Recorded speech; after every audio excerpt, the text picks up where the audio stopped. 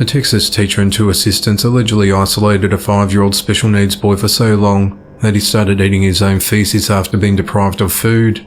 47-year-old Melody LaPointe and teaching assistants 33-year-old Tara Tinney and 27-year-old Augusta Koslow were charged earlier this week with 4 counts of abandoning or endangering a child over the April 2021 incident. The trio is accused of putting the boy into an isolation room within the Liberty Independent School District facility. While confined to the room, the little boy fell and injured himself, but the staff allegedly did nothing to help him. He was locked up until he started eating his own feces and drinking his urine. Tara and Augusta have resigned, and Melody, the main teacher in the classroom, works for another school district, which has placed her on leave as well. Upon learning of the incident, Liberty Independent School District contacted the authorities. A district spokesman said, "We immediately reported the matter to law enforcement and Child Protective Services, removed the educators who continued to work for us from the classroom, and conducted a comprehensive investigation. Based upon our investigation, we reported the educators to the State Board of Education certification and shared our results with law enforcement officials. All 3 women were booked into the Liberty County Jail, and the bonds have been set at $60,000 each." An investigation is underway after a man was found fatally shot outside a house earlier this week. At 12:34 a.m. on Wednesday the 23rd of November, the authorities responded to a semi-detached home located at 827th Avenue in Albany, Georgia, on reports of shots fired. When officers arrived with paramedics, they found a man laying on the back door of the house on the yard with multiple gunshot wounds, who was pronounced dead at the scene. The victim was later identified as 39-year-old Larry Colloway. Police said another person was in the home at the time of the shooting. They're asking neighbours in the area for surveillance video. Albany Police Chief Michael Pursley said, "We do not believe there's a threat to anyone else in this community. We're still looking for the suspect or suspects who are involved in this. If anyone has any information, please let us know," he said. Michael said these random acts of violence have to stop. People need to start respecting human life, he said. That's the biggest thing. Whenever you have a disagreement with someone, picking up a weapon shouldn't be the very first thing that you go to, he said. The investigation's still ongoing. A Connecticut man was arrested this week after allegedly admitted to leaving his newborn child on a hood of a stranger's parked car early this year and driving off. On Monday the 21st of November, 41-year-old Jorge Grandos was taken into custody and has been charged with 1 count of risk of injury to a minor and 1 count of intentional cruelty to persons. At 4:17 p.m. on the 23rd of March, a woman contacted 911 telling the emergency dispatcher that she was in the 200 block of Pleasant Valley Road in Mansfield when an infant wrapped in a towel had been left in the hood of a parked vehicle. At least 1 witness performed life-saving measures on the child until paramedics took over and rushed the baby to a local hospital. The infant was determined to be a premature boy, weighing approximately 2 pounds, and had been delivered within the past 24 to 48 hours.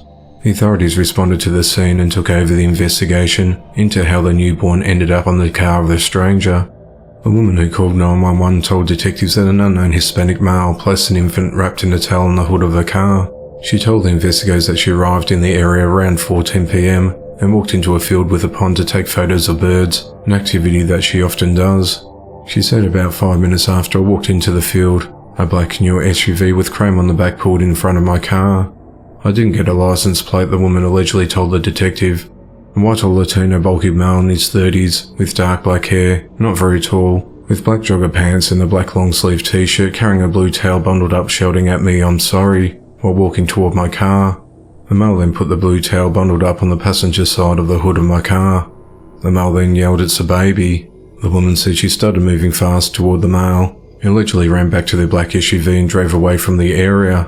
The woman did not see anyone else in the vehicle with the man. She called 911 before even looking to see if there was anything inside the towel. I then heard whimpering coming from inside the blue bundled up towel, the witness said. I then opened it up and saw a baby. The baby looked like a newborn with bodily fluid on it. The baby looked purple, was warm, and was very small.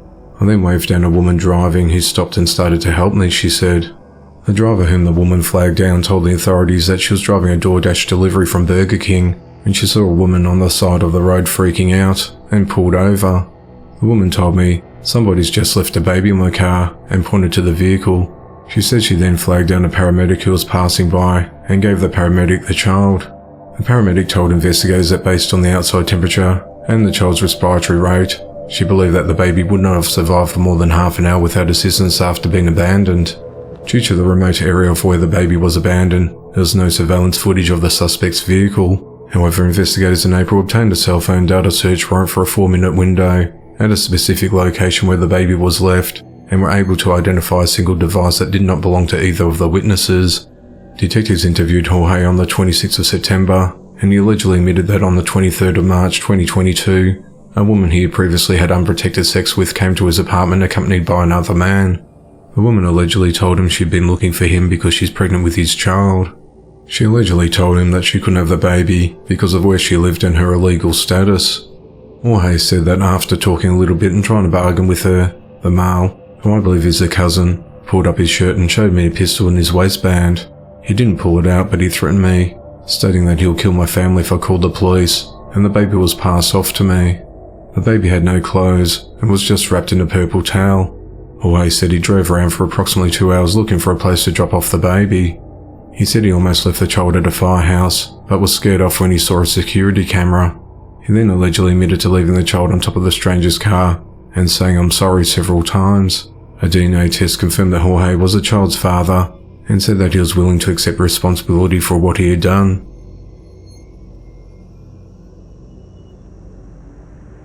A woman is accused of setting her boyfriend's family home on fire and FaceTimed him to show off the blaze after assuming he was cheating on her. The authorities said that around 1:45 p.m. on Sunday the 20th of November, 23-year-old Zenaida Soto broke into the house located in the 16,000 block of Shepherd Road in Atascosa, Texas, to seek revenge on her boyfriend. Zenaida FaceTimed her boyfriend when another woman answered his phone. It later turned out to be the relative of the boyfriend, the authorities said. Zenaida reportedly set fire to the couch in the living room, which quickly engulfed the entire home. The jealous woman then FaceTimed her boyfriend to show the chair up in flames. "Hope your stuff is going to be okay," she reportedly said before ending the call.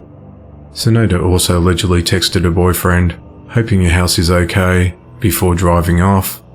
Her grey Kia Optima was filled with several items Zenaida allegedly took from the house before setting it on fire. The blaze caused over $50,000 worth of damage. Zenaida was arrested at about 2:30 p.m. the following day and is charged with burglary and arson.